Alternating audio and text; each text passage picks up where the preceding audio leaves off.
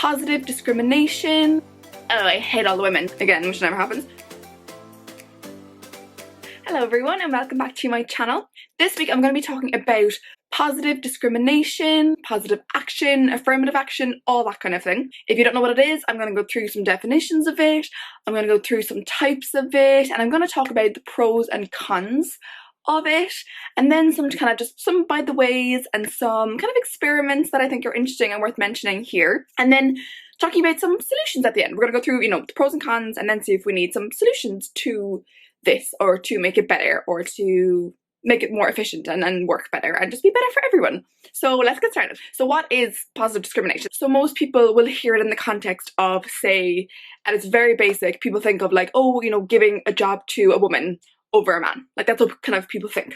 It's used a lot in the States as affirmative action for giving, say, black students a place in a university or whatever, as opposed to white students. It's kind of, it's that kind of context. It's referred to a lot as well as positive action, but I'm just going to call it positive discrimination throughout this video because that's actually the term that I have heard more. Maybe you've heard positive action more, or affirmative action, or something else, but that's just what I've heard, so I'm going to use that throughout the video.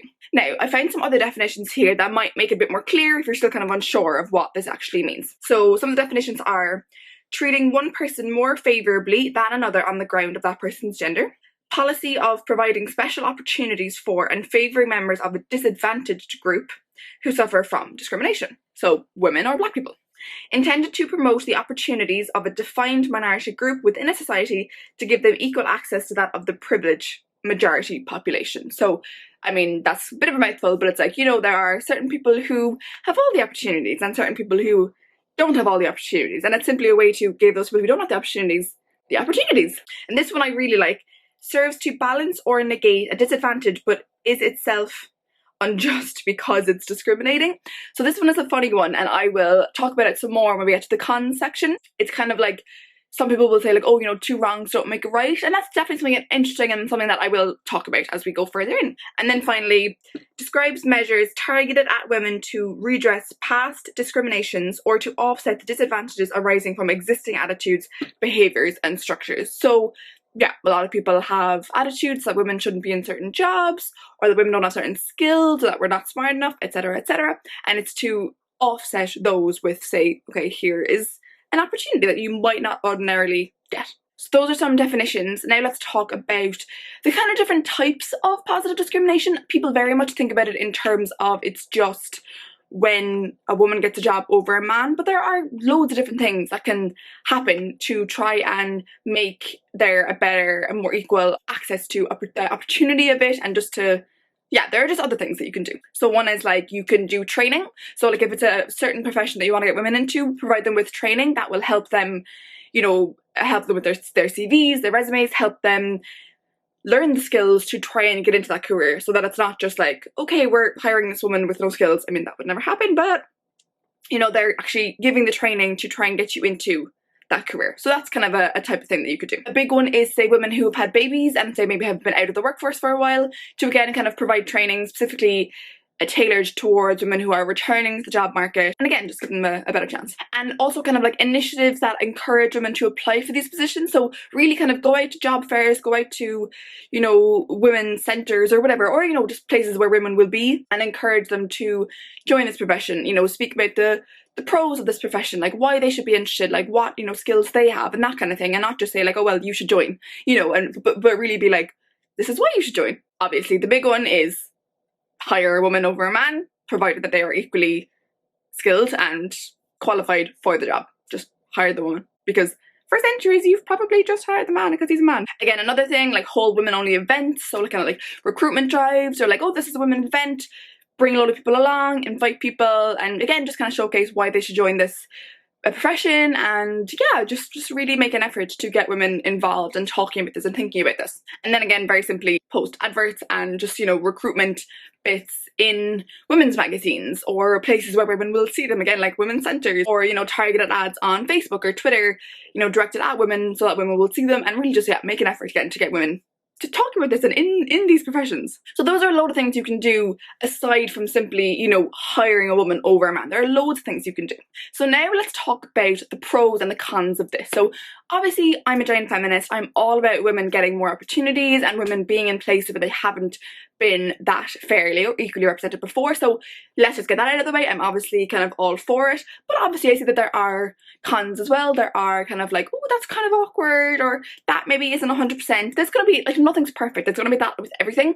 So let's talk through some of them and tease them out and see what we find. So obviously a big pro is that it gives women an opportunity to get into these jobs or these professions where ordinarily they might have been declined simply by virtue of being a woman. Like, women literally were not chosen for jobs, not because they weren't qualified, but because they were literally just women. They were told they wouldn't have the job because they were women for years and years and years. And so it's literally just redressing that imbalance and giving women an opportunity and just saying, okay, look, we're taking gender out of it and we're looking at their qualifications. If they're qualified, we're going to give them the job, because for centuries they have not been afforded that opportunity simply by virtue of being a woman. So I mean, I'm all about that. I mean, hello. Also, this imbalance was put there by men, and then it's funny because men are the ones raging about it, but this imbalance was put there by men. Like, we wouldn't need to do this if men had been equally hiring women all this time. So yeah, again, it's just redressing this imbalance and just not giving women this unfair advantage. It's literally just leveling the playing field, because for years it was like this and we just want it like this. As with everything, we don't want to be up here because that's just, again, two wrongs don't make it right, but we just want to be here. That's all we're asking for. Another pro is that actually just creates more competition, which is good, which is healthy. It makes people better at their jobs. Like, for so long men were only competing with themselves, so like only had to be a certain level of good or whatever, you know. But if we introduce more people, more women into these positions, it creates more competition. Like, you're gonna have to be better, and that makes professions better. Like, if it's an engineer or a doctor, like, you want the best engineer or doctor that you can get. So like, you don't just want a man who got in there because he's a man, because he might not be that good. You want someone who actually, if whether it's a man hired or a woman hired, you want them to be the best they can be. And the more people that are in that pool of competition, the better these people will be at their job. So it creates more competition, makes people better at their jobs. And then even if a man is hired, a man knows that he was hired because he was qualified. You know, it wasn't just because he was a man, because a man shouldn't like being hired for that reason either. I mean, like, and we'll get to that in the con section. But like, whether you're a man or a woman or a non-binary or whatever, you want to know that you got there because of your qualifications, not because of some preconceived stereotypes about your gender or your, you know, perceived set of skills or whatever. Like, it only creates good things. I say that now as I'm just about to hop onto the cons section. There are actually a lot of kind of perceived cons. So yeah, it's fascinating. So let's get started on that. Obviously, a big one is very annoying for women, is that people assume that you're just there because you are a woman. So like, say if it's, you know, a man or a woman going for a job and the company decided to choose a woman because she's a woman, you know, let's put aside all her qualifications, they hired her because they were like, okay, positive action, we want to be, you know, introduce women into this profession, let's choose her. She's then in the job and people think, oh, well, you know, you were just hired because you're a woman. And like, it just leads to more discrimination. Like, the whole reason that we have to do this is because women are discriminated against. But then people are saying to them, well, you were just hired because you're a woman. And it's like, what have we achieved? You know what I mean? So it's kind of like, it just seems kind of counterproductive. It's like, oh, what have we achieved? And it also just, you know, kind of like furthers this notion that women aren't qualified for this job and that the only reason they could get it is because they're a woman. To be honest, like, even if a woman was just hired because she's a woman, again, which never happens, but even if she was, I would have no problem with that, because for centuries she was not chosen because she was a woman, and men were chosen just because they were men. So I actually have no problem with that. But in reality, that's never just why they're chosen. Like, you can't hire someone who's not already qualified. Like, it just so happens that she happens to be a woman, and that is a good thing. But she's obviously qualified. You would not hire someone who's not qualified to do that job. Like, you would, if you had to choose between a male doctor and a female doctor, you're not going to choose the woman if she's not qualified, if she's not an actual doctor. Like, she has to be qualified.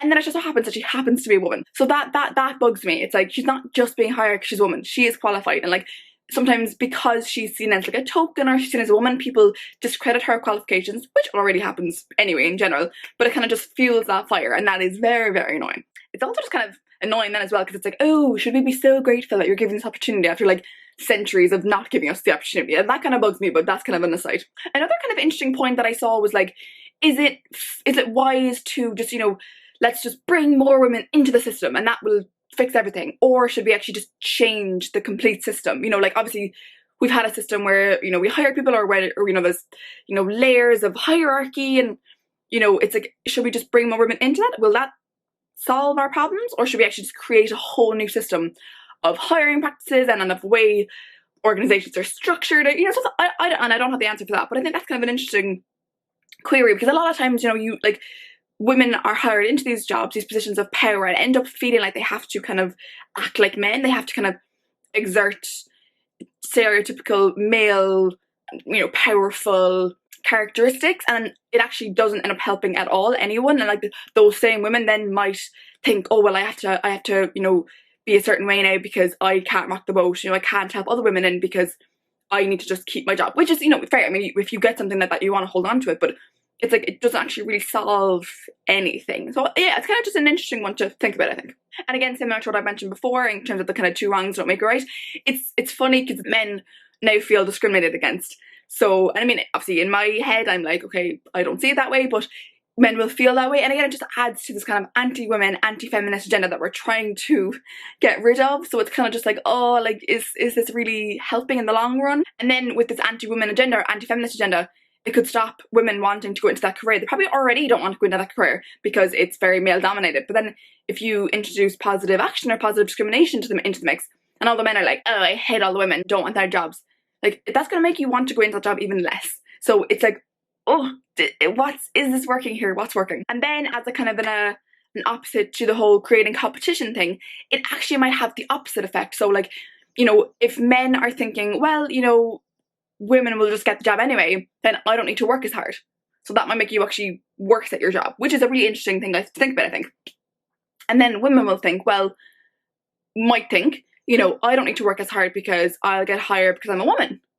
So again, they might not work that hard. So it's kind of, you know, it could have the effect of where there's increased competition and everyone does amazing, or it could have the complete opposite effect of kind of demoralizing people and people actually not working to their best of their ability because they're just like, oh well, what's the point? You know, it comes down to my gender anyway, you know, which is like probably a bit hyperbolic, but you know, I'm sure there could be people around that think that way. So those are some of the pros and the cons, which I think are genuinely really interesting to think about. Now I have two kind of by the ways that I wanted to talk about. We're talking a lot about introducing women into male dominated careers, but like, I'm just as all about introducing men into female dominated careers. Like, I think there should be positive discrimination and quotas in both types of careers. So like, you know, for women's, you know, women dominated jobs, things like nursing, you know, kind of care work, like, you know, nursing homes, or, you know, kind of social work, and things like teaching. Like, I think there should be as big of a push to get men into those jobs. And I think one of the reasons that there isn't that big of a push is because those jobs, I mean, like, the jobs that men have are seen as jobs that you would want, like, you know, engineering and science, you know, like, those are seen as like, oh my god, jobs. But it's not a coincidence that the jobs that are seen as like, oh my god, amazing, are the male dominated ones. I don't think it's a coincidence that the jobs that women mainly do aren't prized that much, or people aren't working towards trying to get into them because they are seen as lesser. And I don't think it's a coincidence that they're seen as lesser and they're the women's jobs. Shocker? I don't know, but I don't think it's a coincidence. But I think there should be as much of a push to get men into those jobs. With, you know, with similar kind of initiatives, like, you know, targeting men and giving men the training and getting them into college courses and all that jazz. And I think also if you introduce men into these sectors, the prestige of them will go up. The kind of, you know, the more men that are in there, the more it'll encourage our other men to get in there. I think the pay, which is abominable, I think would increase because men seem to be better at asking for money and demanding it and knowing their worth because of conditioning and the way they were raised. So I think it would increase pay in those jobs, which would make them more attractive to men again. So I think that would only have good repercussions and be great. And again, like, you know, like, if more men are going into those careers, you know, people will see careers less by their gender and more by like just the job itself. And I think it would really kind of flip the script. It's like, oh well, if we have a load of male nurses, why can't we have a load of female engineers? And, you know, I think it can only have good repercussions. So I think we should definitely do both, you know, targeting men for some jobs and targeting women for some jobs. I'm all about it. And then one other, by the way, that I wanted to talk about was the people who say, oh, this drives me insane. People who say, but like, what if, you know, the man and the woman have the exact same CV? Who do you hire? This one bothers me so much because no one has the exact same CV. Like, no one. Let's go through mine. Like, I have my primary school, I have my secondary school, I have my secondary school, I have my bachelor's degree, I have my master's degree, I have all the random summer college jobs that I worked, I have my kind of, you know, few proper adult jobs that I've worked, I have the fact that I make these videos and I blog. Like, no one is gonna have all those things. No one's gonna have gone to the same primary school as me, same secondary, the same secondary, the same bachelor's, the same master's, the same work experience, the same ambitions, and the same, like, no one is gonna have the exact same CV as someone else. So that point is just completely irrelevant. It's like, yeah, in theory, sure, if, you know, people had the exact same CV, there would need to be a conversation, but no one has the exact same CV.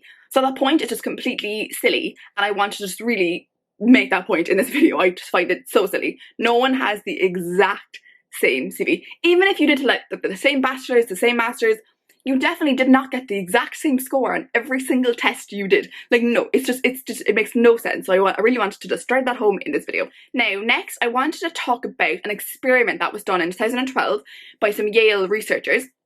And basically, me telling you this is directed at the people who say we don't actually need this because gender bias doesn't exist when you're looking at jobs and people are hired because of their accomplishments and blah, blah, blah. No. They're not, and we've known that for ages. We've known that forever. I mean, like that. I mean, you know, you don't have, you know, male only professions and female only professions for no reason. There is bias involved and stereotypical gender, you know, thoughts involved in this.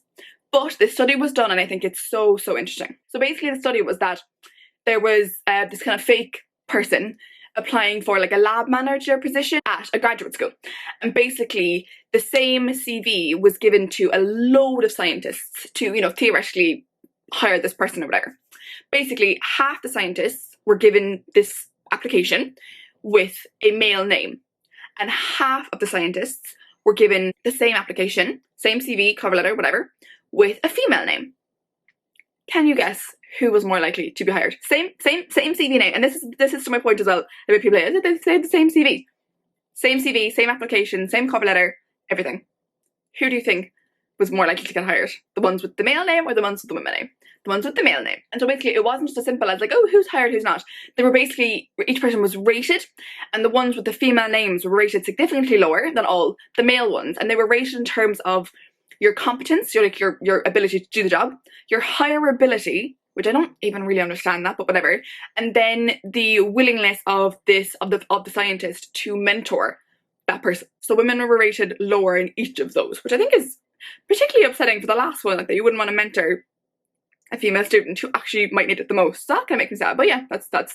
And what's more, the scientists also offered the ones with the female names a lower starting rate, so they were offering them around $26,000, and the ones with the male names were starting at around $30,000. So again, that's just huge and insane. And this was a Yale study now, so this is legit, this is outrageous. So two things I think are really interesting about this is that the scientists in question were both male and female, and both men and women discriminated against the female named applications at the same rate. So it wasn't that the male scientists picked the male scientists and the female scientists picked the female scientists.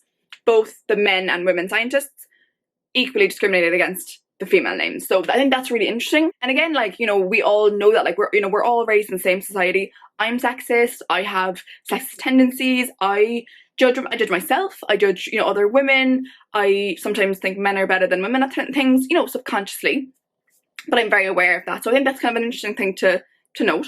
And then I think something that's really interesting, and which really goes to the kind of like the subconscious or unconscious part of it, is that when the scientists, you know, rated the female scientists like lower than the men's ones, they didn't use sexist reasoning for that. You know, they didn't say, oh, it's because she's a woman. They said things that, you know, on the surface might seem legit. So they, you know, they'd say things like, oh, you know, like her test scores aren't that great, or her experience isn't that great, or like they'd use seemingly valid reasons. And like, you know, you know, if someone says you don't get a job just because you're a woman, it's a lot easier to be like, okay, that's rude, you're rude, I know I'm qualified.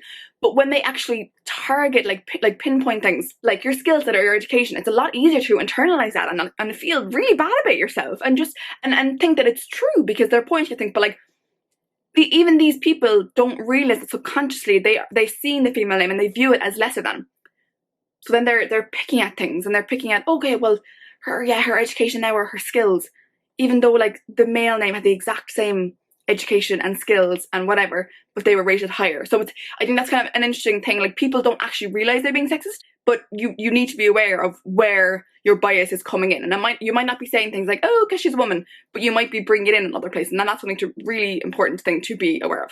Anyway, so finally, I want to talk about just some solutions. So as I said before, you know, it's great to, you know, introduce more women into a sector or more men into a sector, but it's like that might not be the solution to all of this. Like, there are things that we can do before we even get to that stage that look at this issue and try and solve it before we even get to that stage. And I mentioned kind of some of them before in the types of positive action or positive discrimination section of the video, but it's things like, you know, just like getting to the core issue. Like, you know, why do less women want to enter engineering, for example? Like, were they encouraged to do math? Were they encouraged to do science? Like, get into schools when they're younger and encourage them to do that. You know, promote things like promote engineering when you're, you know, picking your college courses. Promote, you know, typically, you know, male jobs, and vice versa for the guys. You know, promote nursing, promote social care work. Obviously then, you know, like, you're doing those things, but I think we obviously still need to do the positive discrimination stuff. You know, make sure you have a, you know, unbiased, fair selection procedure, and that means as well, you know, getting rid of just the old boys club and just hiring men because they're men. You know, that needs to leave as well. And so, you know, do all these things and really just, you know, like, try and solve these things from an early age, because, you know, from such an early age, you know, boys and girls already have preconceived ideas of what they should do and should not do with their lives, and that, you know, that can, like, it's very hard to rectify that when you're 30. It's much easier to rectify that when you're like 10. You know, if all those things fail and you have to, you know, get to the stage where it's, you know, you're hiring, you know, women and men, and you're looking at, you know, looking at the women, just know that this won't last forever. Like, if we introduce all these things at an early age and then we are, you know, hiring a lot more women than men over the years, like, it won't last forever, because at some stage there will hopefully be an equal balance of women and men, or like trans people and non-binary people in jobs, so it won't last forever. So that is what I will say to people who are against this. It hopefully will not last forever once we get to that balance up, you know, to redress the imbalance that has been there for centuries. So I hope you've learned a lot from this video. I know there's a lot in it, but I hope that you took home some really important things, and I hope you go for the job that you want to go for. If it's a male-dominated field or a female-dominated field, go for it, because, you know, who cares? And really just, yeah, hopefully we have positive action in a lot of places, so you might get the job. But you are also qualified, so remember that. You are great. So yes, thank you for watching this week's video. Would love if you subscribed to my channel and gave the video a thumbs up if you enjoyed it, and keep an eye out for lots more like this. So thank you so much, and I will see you later. Bye!